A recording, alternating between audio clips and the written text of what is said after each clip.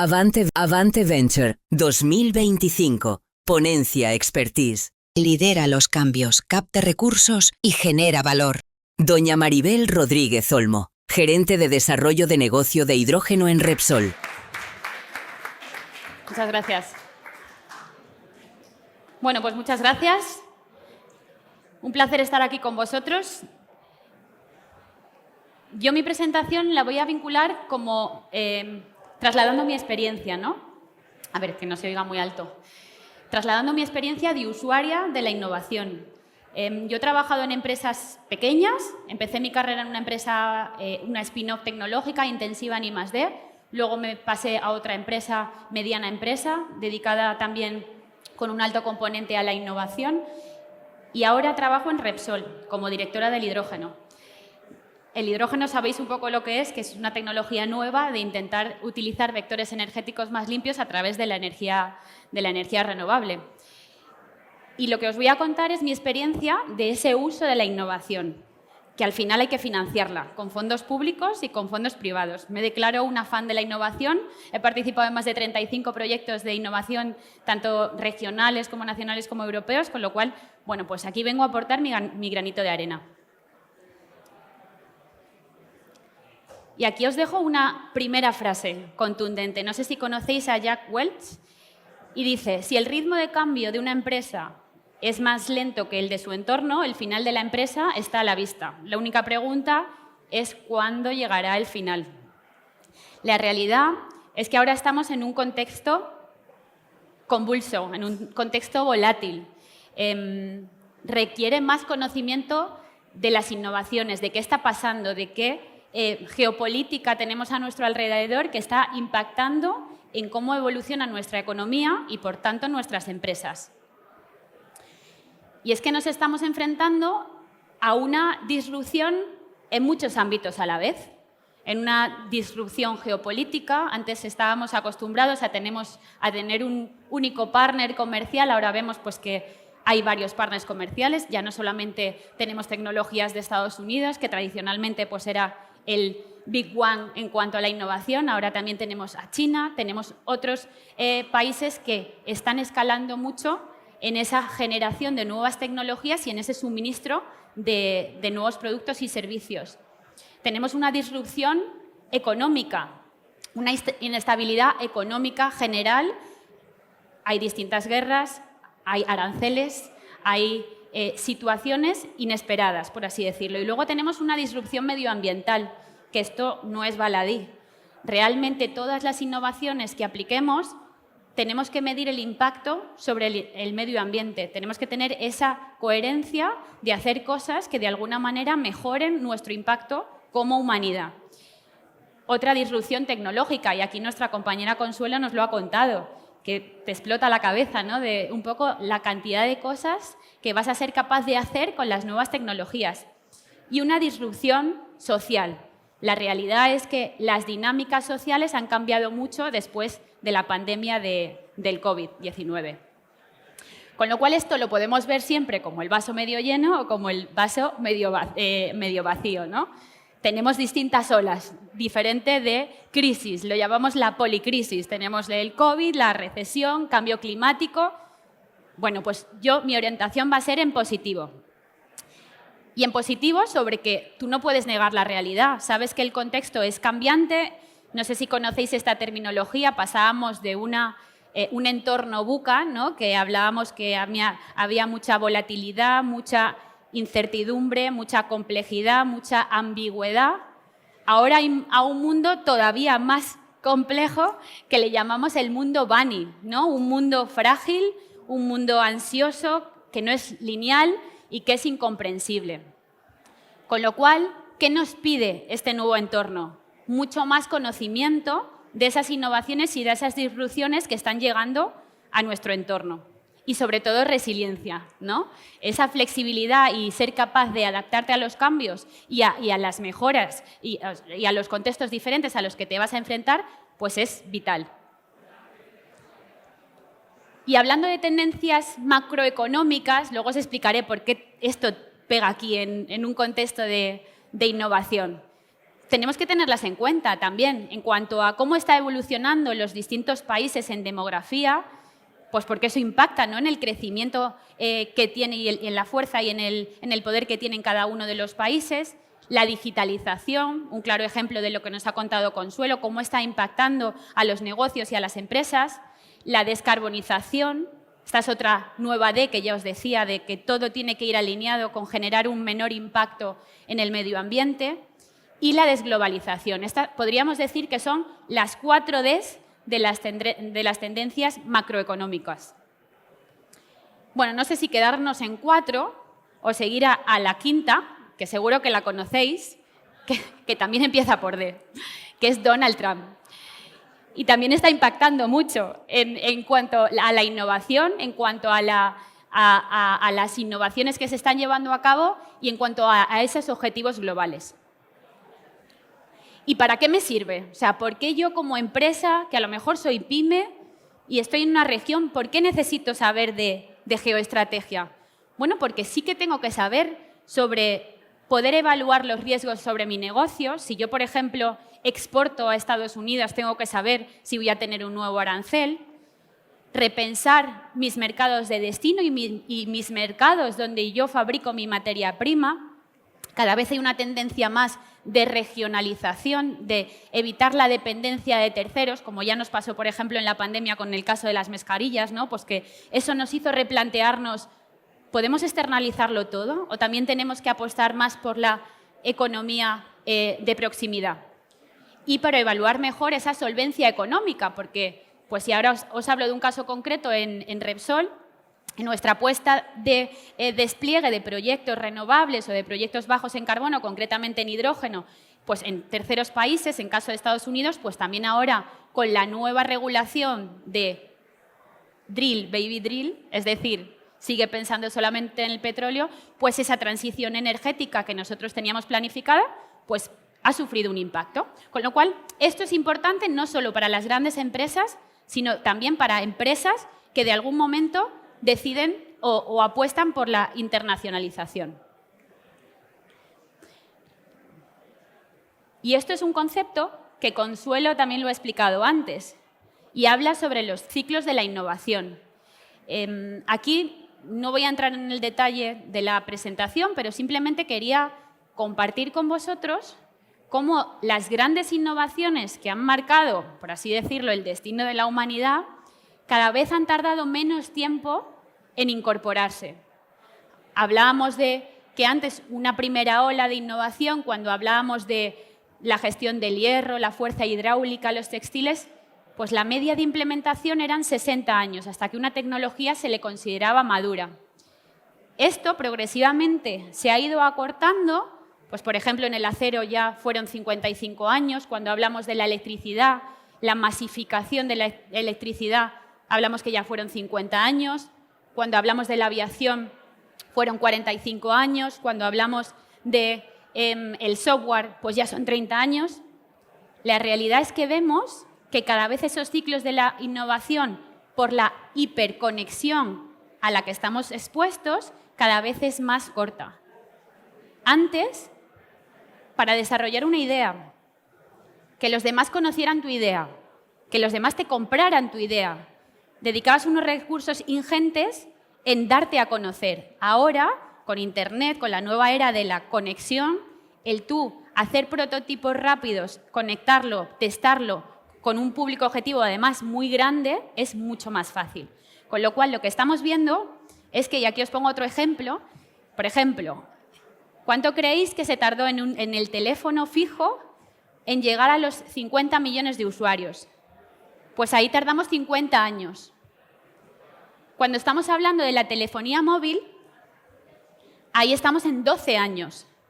Pero cuando estamos hablando de Disney Plus, que todos conocéis seguro, para llegar a los 50 millones de usuarios solo pasaron 5 meses. Y esto es exponencial.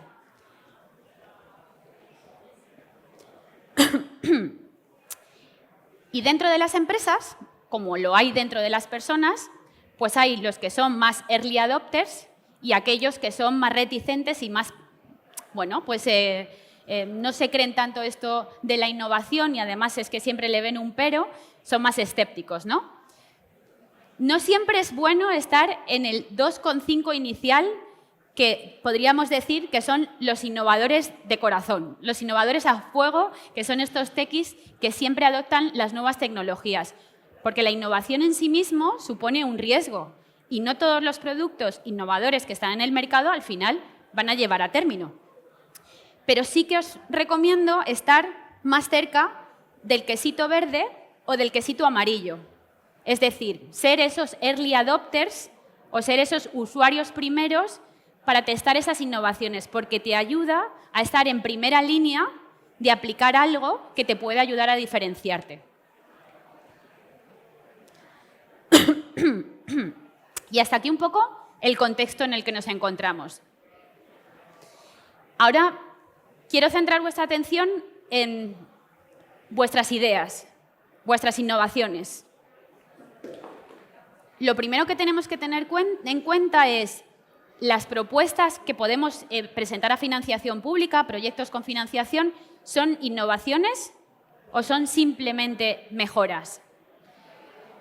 Bueno, como veis aquí, la palabra innovación implica, como ya he dicho, un riesgo, pero implica que esa idea tiene que generar un valor, tiene que generar unos beneficios. No cualquier idea al final tiene una aplicación y se convierte en una innovación útil. Con lo cual, hay que tener muy claro que una innovación, la diferencia de la idea es que genera un valor en la organización, pero ahora el valor añadido es que para que genere valor para tu organización, necesitas que genere valor para la sociedad y para el medio ambiente.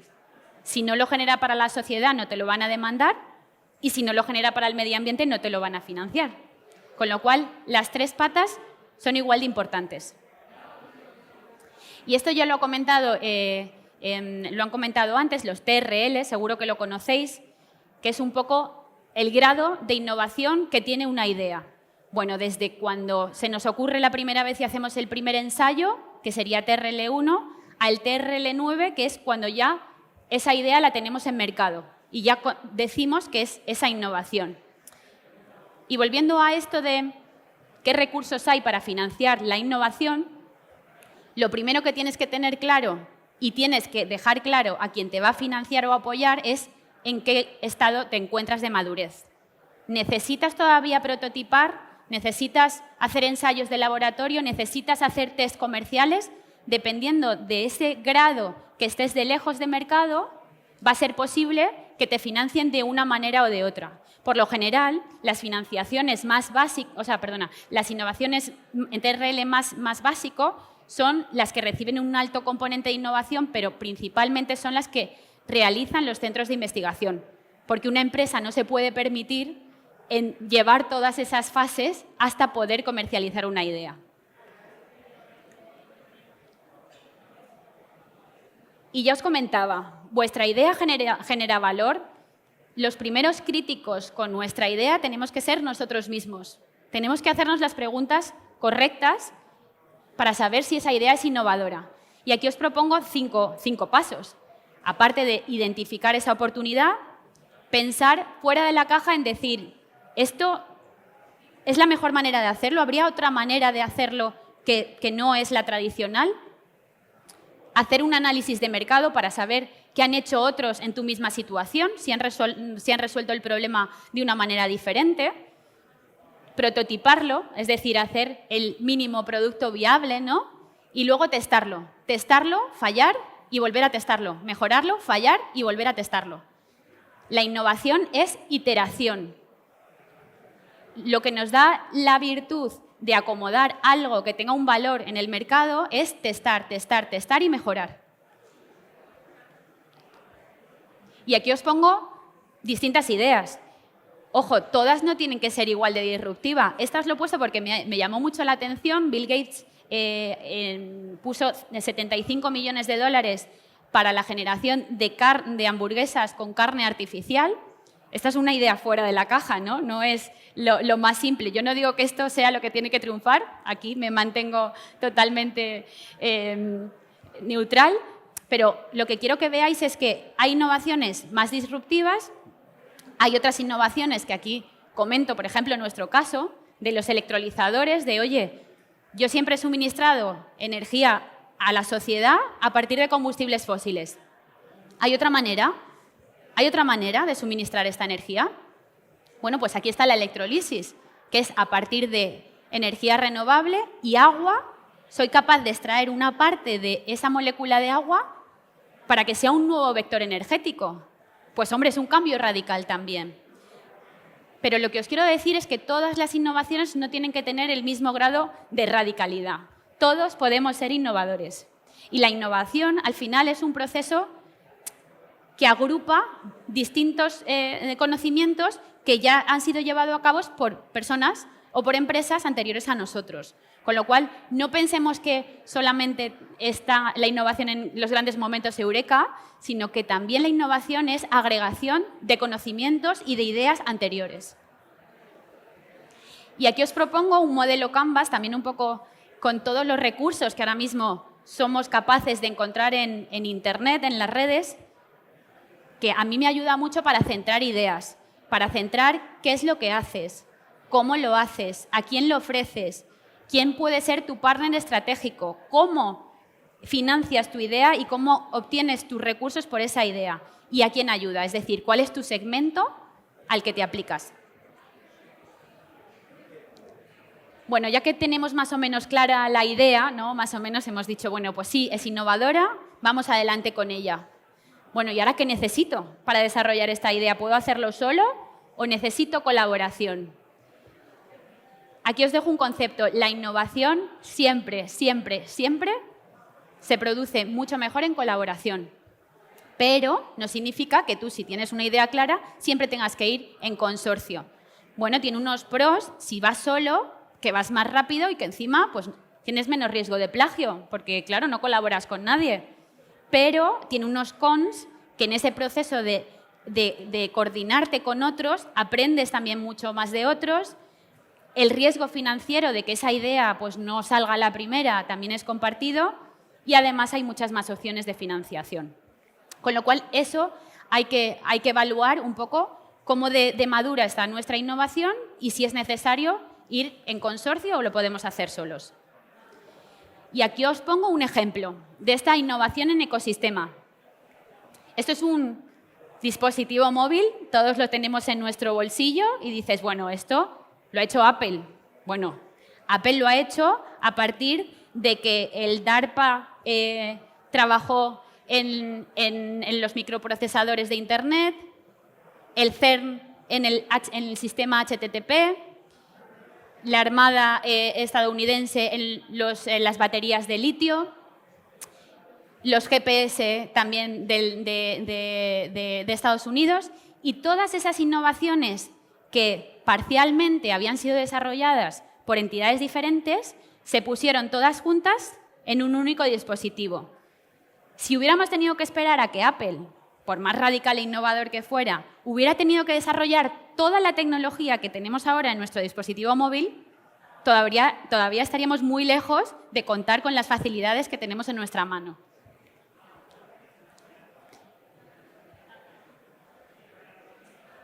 Y si tú tienes una idea y quieres convencer a otros que apuesten por ti en tu idea, lo primero que tienes que creerte es que eres el mejor para desarrollar esa idea. Creértelo tú y hacer que se lo crean. Y aquí Consuelo también comentaba del elevator pitch. Seguro que esto lo conocéis todos y es súper importante. Al final, la innovación, el típico icono, ¿no? de el experto de laboratorio que descubre algo y que se lo queda y que no sabe contarlo, ese es muy difícil que lo financie nadie, es muy difícil que lo apoye nadie. Con lo cual, cada vez tenemos que hacer más esfuerzo por intentar también vender, convertirnos, ¿no? en esta otra parte de comerciales de nuestra propia innovación. Y para hacer esto, lo que yo puedo recomendar es sintetizar. A mí me sirve mucho. Es hacer un discurso muy corto, muy breve, muy conciso, muy to the point, como se suele decir, como si tuvieras a alguien en un ascensor que fuera contigo de la mano y le tuvieras que convencer en 1 minuto o 2 minutos de que eres el mejor para desarrollar esa idea. Y no solamente que tú eres el mejor, porque al final al otro el que le importa es el mismo. El otro tiene una oportunidad única contigo en invertir en tu proyecto. Con lo cual, aquí serían como los 5 pasos, ¿no? Haz una buena introducción, desarrolla qué problema es el que tú solucionas, qué beneficios tiene tu apuesta de valor y luego una llamada a la acción. ¿Qué aporta el otro hacia esa idea? Porque es una oportunidad para el otro invertir en esa idea. Bueno, aquí os he puesto unos pasos. Uy, espera, que me he ido muy rápido. Cuando ya tenemos la idea innovadora, tenemos que darle consistencia a esa idea y tenemos que aterrizarla, ¿no? Como se suele decir. La idea está muy bien, pero ahora, ¿cuánto cuesta desarrollar esa idea? Hay que hacer un buen presupuesto en todas las convocatorias públicas, pero también cuando vas a buscar financiación privada, tienes que tener claro cuánto vale tu idea, ¿no? Y además ahí el inversor no quiere que te equivoques mucho, porque si te equivocas mucho es que no lo tienes bien pensado. Con lo cual, hay que trabajar bien ese presupuesto. ¿Qué fuentes de financiación puedes acceder? Pues dependiendo de si está más cerca o más lejos de mercado. Si está más cerca, hay mucha más financiación privada disponible. Si está más lejos, hay más financiación pública, que asume más riesgo en que has innovado, pero a lo mejor tu idea pues, no ha sido lo más rentable que yo me esperaba, ¿no? Tienes que tener claro cuánto tardas en desarrollarlo. Desarrollar un buen cronograma de implementación. ¿Qué necesitas para hacer esa idea y qué pasos? Dividirlo en tareas concretas y qué necesitas. Y qué, sobre todo, en ese qué necesitas, qué recursos necesitas. Ya no solamente económicos, pero qué equipo necesitas. ¿Lo tienes en tu propia empresa o tienes que colaborar con terceros que te puedan aportar un valor? Mira, fijaos, yo aquí hablando desde mi experiencia de trabajar en empresas pequeñas, en medianas y en grandes, ahora tengo la suerte de trabajar en Repsol y parece que Repsol, una empresa que tiene fondos propios, que es una empresa rentable, es capaz de hacer muchas cosas solo. Y os pongo el caso concreto de mi dirección de hidrógeno. No podemos hacerlo solos. No podemos hacerlo solos porque además no queremos quedarnos solos. No queremos que esto sea una apuesta en la que solamente Repsol está apostando. No, queremos competencia y queremos que haya más personas que colaboren, más personas y entidades que colaboren en el ecosistema, que compartan riesgos, que compartan beneficios, que generen cadena de valor, que al final esa innovación permee en el tejido empresarial de una región y eso, ¿qué genera? Arraigo. Genera que esa innovación es querida y la gente te la demanda. Bueno, y ahora hemos hablado de la idea, de cómo darle forma a nuestra idea y de cómo conceptualizarla. Y ahora vamos a identificar recursos. Y aquí no voy a entrar al detalle porque tenéis ahí un montón de mesas que os pueden explicar mucho más a fondo cada una de las ayudas. Simplemente quiero poneros el mapa en general. Hay financiación, como ya decía, pública y privada. Cuando hablamos de la pública, hay europea, nacional y regional. Y privada, bueno, pues hay distintas, ahora os comentaré más allá. Pero tenemos que tener en cuenta esto que os decía de la triple hélice, ¿no? De que los beneficios no tienen que solamente generar valor para mi organización. Tenemos que tener en cuenta que desde Europa se firmó la Agenda 2030, los ODS, ¿no? Seguro que los conocéis, los Objetivos de Desarrollo Sostenible. Son 7 objetivos que lo que tratan es de trasladar nuestra innovación y nuestra sociedad hacia donde queremos llegar. Todas nuestras innovaciones y todas nuestras propuestas de valor, en cierto modo, deben estar alineados con esos objetivos. Erradicación de la pobreza, mejora de las tecnologías de uso energético, mejora de la sanidad pública. En realidad, son cosas obvias, pero la realidad es que muchas veces cuando estamos detallando una memoria no la tenemos en cuenta. Yo como evaluadora, por ejemplo, de proyectos me he encontrado propuestas de valor que han sido muy buenas, que sin embargo, por ejemplo, pues los equipos de trabajo ves que hay un claro sesgo a tener discriminaciones, a no ser hay equipos abiertos, o sea, hay que prestar mucha atención también a los detalles de cómo escribo y de cómo redacto y de cómo afronto mi idea, porque también pensad que estás trasladando el intentar generar valor hacia la sociedad, ¿vale?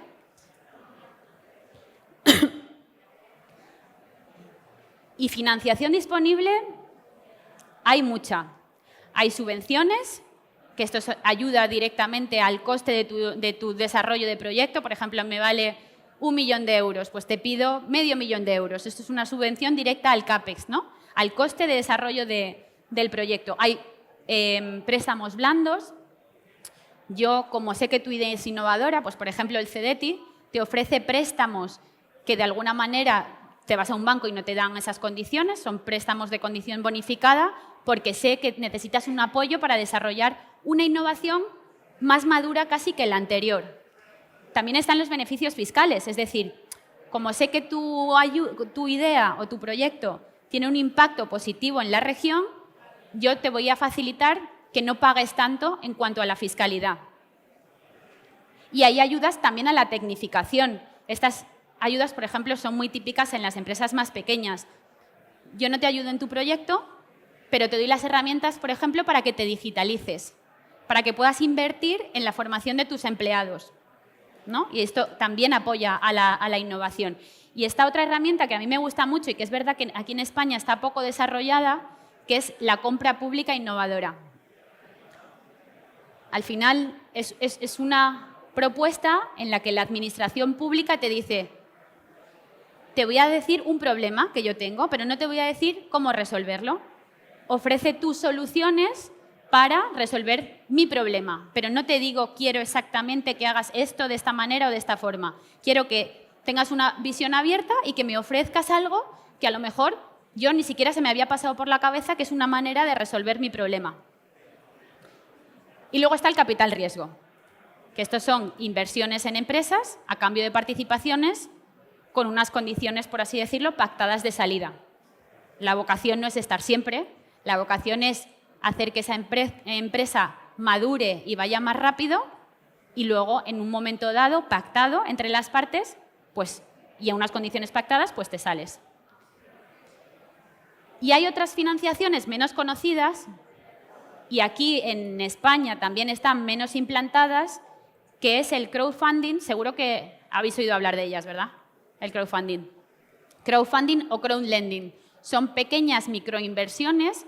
Nosotros, como individuos y como inversores, que no tengo a partir de 100.000 euros o 200.000 euros para invertir en empresas, pero sí que tengo algún capital y me gustaría de alguna manera apostar en empresas innovadoras, bueno, pues yo voy poniendo pequeñas cantidades en distintas empresas, de tal manera que esas ideas innovadoras tienen un montón de inversores, pero en una cantidad mínima.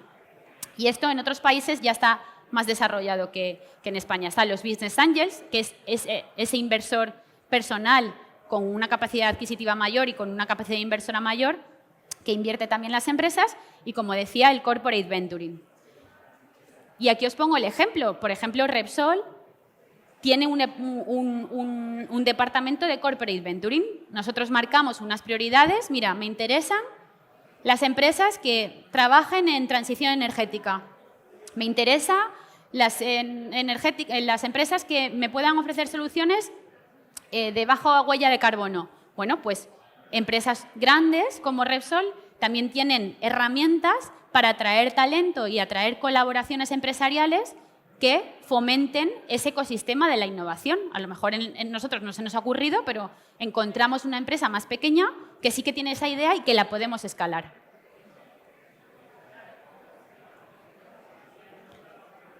Y ya aterrizando en la parte práctica, ¿no?, de cuando pides sobre todo ayudas públicas, pues aquí solamente que os quedéis con una idea.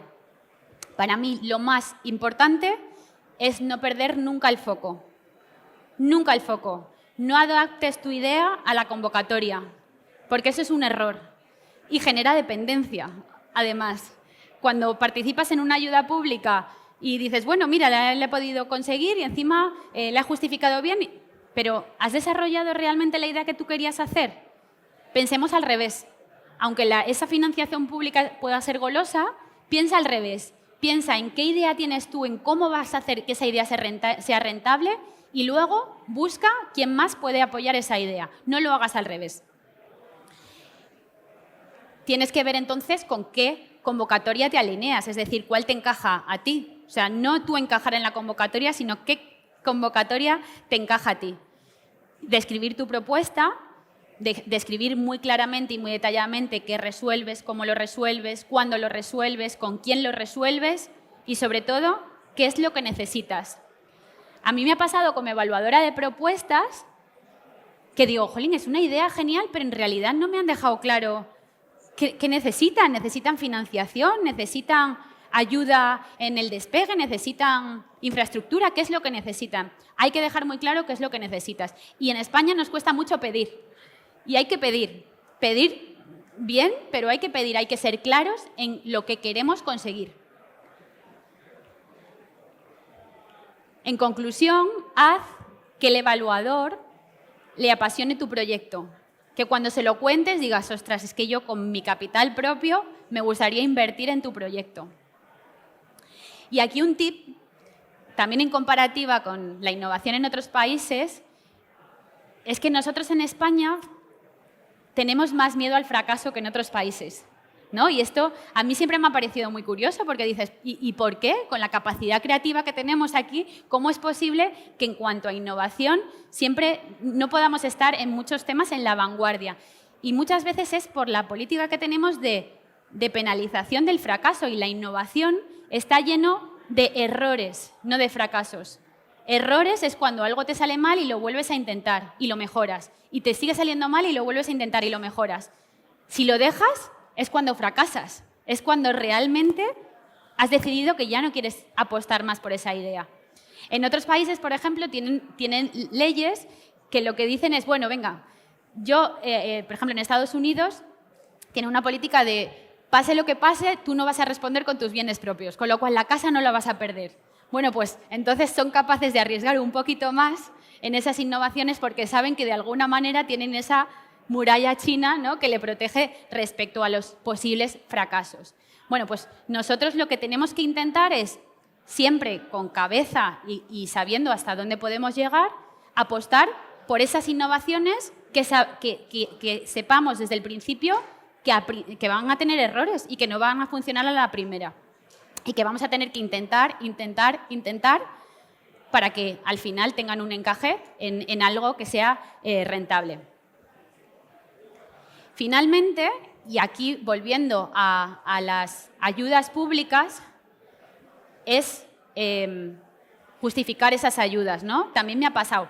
En la evaluación de las justificaciones, tontadas de decir, oye, que es que no has puesto el CIF correcto, cuando se te adjudica la ayuda, te la han dado a este CIF y como tienes una estructura empresarial que lo has justificado con otro la factura, ya no eres financiable. Ostras, ¿cómo puede ser si has llevado a cabo el proyecto bien, has hecho tu idea y la has desarrollado en plazo y forma? Tenemos que tener mucho cuidado en esas bases de la convocatoria. Seguir las guías y los modelos, hacer un checklist durante la fase de ejecución, definir el contenido básico. Al final pensemos que el que te está dando fondos, en este caso públicos, pues tiene que justificar también él mismo dentro de su administración que eres el mejor usuario de esos fondos públicos, que no los estás derrochando, ¿no? Con lo cual esto tiene esa labor. Al final, auditarte todo lo que has hecho y cómo lo has hecho para asegurar que lo has hecho en plazo y forma como lo que habías dicho al principio. Y sobre todo, y parece una obviedad, seguir los plazos. Muchas veces ha pasado de que tú tienes ya todo preparado, toda la memoria terminada, todo hecho, y no le has dado al clic de subida de la información en la plataforma correspondiente y te has quedado fuera de esa justificación. Y a mí me ha pasado, infarto total. Con lo cual, bueno, pues que prestemos mucha atención a esos procesos también de la justificación. Y ahora pasamos al último bloque. Genera valor. Y ahora, con todo esto que os he contado, os lanzo la pregunta. ¿Debe mi compañía transformarse? ¿Por qué? ¿Y cómo me transformo? O sea, en realidad, si yo ya genero valor, ¿por qué necesito transformarte? no es siempre que necesites transformarte, es que necesitas estar a la vanguardia de qué está pasando para no quedarte desposicionado. Y no sé si habéis conocido este gráfico, esta manera de expresar la innovación, pues que dependiendo un poco de ese riesgo y el retorno, pues yo soy capaz de invertir en unas ideas o en otras. Por lo general, las empresas, todas las empresas, se posicionan principalmente en el entorno rojo. Seguro que habéis oído este concepto de océano rojo y océano azul.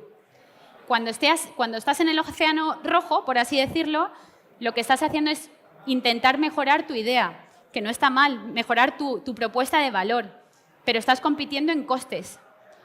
La competencia es brutal porque es un mercado maduro y hay un montón de empresas que hacen algo parecido a ti y a veces lo harán mejor que tú. Con lo cual es una estrategia en la que hay poca diferenciación, hay mucha competencia, los mercados son, como os digo, ya muy maduros y lo que principalmente hacemos es hacer una mejora en los costes, ser más competitivos que el otro en lo que estoy ofreciendo. La estrategia de Océano Azul es diferente. Voy a buscar mercados nicho, explorar otros segmentos o aportar otras innovaciones que me hagan diferente. Con lo cual, por un tiempo determinado, voy a ser de los pocos que nada en ese océano azul, ¿no? El rojo es por la sangre que hay de la competencia ahí voraz de unos con otros. El océano azul son los nuevos nichos, ¿no? Son esos nichos todavía inexplorados que obviamente cuando haces algo diferente tienes más riesgo, pero como lo hagas bien y como aciertes, vas a tener mucha menos competencia durante un tiempo y eso es lo que vas a ganar de posicionamiento en el mercado. Y os pongo un ejemplo. El Ford Explorer versus el Chevrolet Traverse. ¿Qué pensáis? Es que son casi lo mismo. La innovación es totalmente de mejora, ¿no? De cómo puedo hacer lo mismo que haces tú, competencia mía, pero de una manera pues, más barata o un poquito diferente, pero muy poco. Sabéis que, fijaos que es casi igual. Y muchas empresas que han estado en esta estrategia y que siguen estando en esta estrategia, pues al final, como todos los ciclos de los productos, en los que tienen una introducción, un crecimiento, una madurez, como no cambies y como no los mejores y como no los adaptes, llegas al declive, ¿no? Y ahí, por ejemplo, os pongo el caso de Kodak, ¿no? Kodak, antes, nuestro verano eran 36 fotos en papel, que era lo que era un carrete de Kodak. Kodak tenía las patentes para la fotografía digital, pero pensó que eso no iba a impactar en el mercado y que eso no iba a dar ninguna solución.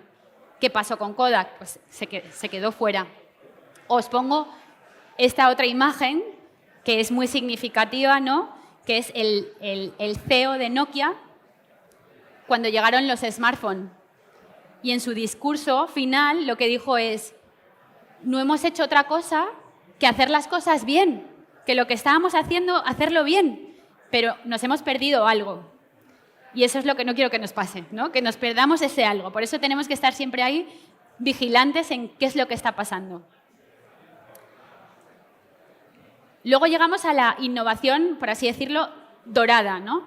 Esta es las tequi ahora nuevas de las empresas digitales, son las que estamos viendo que con una inversión mucho más reducida son capaces de generar unos beneficios brutales. Y aquí os pongo, en el 2013, Facebook llegó a un acuerdo con WhatsApp por una cantidad de 19.000 millones de dólares. No tenían plan de negocio, eran 13 personas en ese momento y consiguieron vender la empresa por 19.000 millones de dólares. ¿Qué nicho es este? Este es el nicho de las empresas digitales. En realidad, el coste de fracasar, por así decirlo, es muy bajo. Fracasan muy rápido, pero entonces generan ideas también muy rápido. Otros ejemplos es Airbnb. Airbnb es una de las plataformas más grandes del mundo en cuanto a la gestión de nuevas acomodaciones y de turistas. No tiene ningún activo, no tiene ningún hotel, no ha invertido en ningún hotel. Uber es la plataforma de taxis más grande que hay y no tiene ni un coche. Al final, estas herramientas digitales lo que nos tienen que dar también es esa facilidad de pensar cómo podemos nosotros aportar valor minimizando nuestro riesgo, ¿no? No significa que todas estas ideas sean las mejores, pero que tenemos que pensar que a lo mejor también nosotros con nuestro negocio podemos aplicar aquí. Podemos digitalizarnos en algo que con poco esfuerzo económico podamos tener un mayor retorno. Y en Océano Azul, por poneros también algún ejemplo, de Sony, por ejemplo, que a mí me gusta mucho, cuando lanzó sus Walkman, ¿no? Antes oír música era cosa de tú lo haces en tu casa y en tu casa escuchas tu música. Esto de ir andando y tener, ¿no?, tu aparato y tu dispositivo de oír música, pues claro, fue algo súper disruptivo. Zara lo ha hecho lo mismo con el tema de la gestión de los ciclos de tendencias, ¿no?, de modas. Antes pues era la ropa que había, pero no había temporada de primavera, de verano, de otoño, de invierno. Pues Zara también fue pionero en esta nueva forma de vender, aunque lo que hace es vender ropa y vender complementos, pero su innovación ha sido en cómo lo ha hecho. Y esta imagen ya la habéis visto antes, ¿no? Y lo que quiero utilizarla es para esa innovación blanca y es en la que nos tenemos que apoyar más en los centros de investigación, en las universidades, esa investigación más de laboratorio y esa investigación más básica. Tiene un mayor riesgo y tiene menos retorno a corto plazo. Pero tiene menor retorno porque requiere unas cantidades ingentes de inversión. Os pongo aquí el ejemplo de Kennedy, que ya lo hemos visto antes, de cómo ir a la Luna, pero también os pongo aquí algunos otros ejemplos, ¿no? Los cohetes espaciales, Oppenheimer, no digo que sea la mejor innovación que hemos tenido, pero que también fue un poco así. Una empresa sola no se podría haber planteado cómo hacer energía nuclear, ¿no? Bueno, pues esto al final son innovaciones que de alguna manera los gobiernos o las sociedades impulsan, que no saben mucho, no saben muy bien pues cuánto van a tardar en resolverlo. Ahora mismo también, hablando de las energías, la energía de fusión. Bueno, pues hay pocas empresas trabajando en energía de fusión per se solas, porque requieren unas instalaciones y una infraestructura para el testeo de estas innovaciones que no se puede hacer individualizadamente. Pero que esa innovación tiene que estar ahí. Y esta innovación pública, privada, es lo que da pie a con cosas que, por ejemplo, y vuelvo a mi hidrógeno, que me encanta. El hidrógeno se empezó a utilizar en cohetes espaciales como propulsión de los cohetes espaciales. Y ahora dices, ¿y ahora estamos pensando en que también puede ser un vector energético a nivel social? Pues sí. Empezó como una innovación blanca en la que no había empresas que apostaban porque era muy caro. Ahora que hay empresas todavía más grandes que ya están intentando racionalizar su uso. Y por eso es tan importante esa colaboración público-privada. ChatGPT, y aquí no voy a entrar porque habéis tenido una súper ponencia anterior, pero para mí ha marcado un antes y un después. ChatGPT ha tenido sus inviernos, ¿no? Épocas menos doradas de, oye, esto tiene unas expectativas, pero luego le estoy sacando poco retorno. La realidad es que la inversión que está habiendo ahora mismo en ChatGPT desde el 2016, que veis ahí, hasta ahora, ha aumentado exponencialmente. No solamente por lo que es en sí esta herramienta, sino que es una manera de testar tus innovaciones mucho más rápido. Fijaos una cosa, la innovación al final, como os he dicho, es prueba y error, y eso requiere un tiempo. Con ChatGPT y con estas nuevas herramientas de inteligencia artificial, lo que tú consigues es ese periodo de testeo, simularlo en un espacio virtual y hacerlo muchísimo más rápido. Con lo cual, tu velocidad también, con la utilización de estas herramientas de testar tus innovaciones, es mucho más rápido, porque lo haces en un mundo, por así decirlo, digital, ¿no? Con lo cual, sí que, a mi modo de ver, creo que esto tenemos que subirnos a la ola. Como decíamos, no es algo opcional, sino es algo que es una herramienta vital que de alguna manera sí que va a desposicionar más y va a generar más brecha entre las empresas que incorporan esta tecnología y las empresas que no lo hacen. Fijaos, las empresas más grandes están prestando cada vez más atención al dato. Al dato porque podemos hacer muchas cosas con esos datos y podemos extraer tus datos de un montón de sitios. Cuando tú utilizas las redes sociales y dices me gusta, no me gusta, ya se va haciendo un patrón sobre ti, sobre quién eres tú, sobre qué productos comprarías tú, sobre qué necesitas tú. Con lo cual no es lo mismo ir a un banco y decir, a ver qué te ofrezco, y está aquí el bancario diciendo, te voy a ofrecer un préstamo personal, o te voy a ofrecer una hipoteca, o te voy a ofrecer un seguro de salud. A saber ya quién eres y decir, ostras, esta persona está buscando una casa y entonces la hipoteca que le voy a ofrecer es esta y esta otra. Productos mucho más dirigidos hacia ti. O cuando vas a un hospital no es lo mismo decir, tengo esto, que te digan, perdone, señor Carlos, ya sé, su expediente sufre de esta dolencia y lo que le voy a hacer es un tratamiento de esto otro. Al final, está agilizando mucho todo. La personalización y la información que recibimos en lo que hacemos facilita mucho más hacer ventas dirigidas y ofrecer las cosas correctas a las personas o empresas correctas, porque sabemos qué es lo que necesitan y eso se ahorra un tiempo brutal. Con lo cual ahí tenéis que conocer que, bueno, pues que solamente por estar aquí, por tener un GPS, por tener unas redes sociales, ya hay un patrón digital vuestro sobre vuestros gustos, dónde vais a ir de vacaciones con más probabilidad, si tenéis familia, qué sitios de ocio vais a poder visitar con mayor probabilidad, con lo cual, si yo soy una empresa, voy a poder conocerte mejor y ofrecerte lo que tú necesitas. Fijaos, por poneros un ejemplo, aquí están las empresas que más información tienen de nosotros. Y os mencionaba las redes sociales, que las redes sociales es la bomba. No sabemos hasta qué punto estamos compartiendo información.